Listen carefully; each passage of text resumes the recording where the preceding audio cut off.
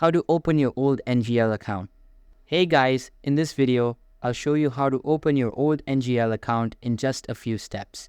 Stick with me till the end so you don't miss any important details. Alright, let's get into it. First, go ahead and open the NGL app on your device. Once it opens, tap on Get Started Now. You'll be asked to choose your age, just select it and tap Continue.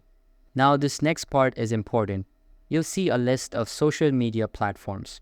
Just pick the one that you originally used to sign up for NGL, for example, Instagram or Snapchat. Then tap Continue. Next, type in your exact username from your old account. Once you've entered that, hit Continue again. You'll then be asked to choose a profile photo. You can either pick one or just skip that part.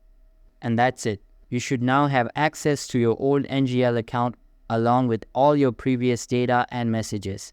Hope this helped. Drop a like if it did, and don't forget to subscribe for more guides like this. See you in next one.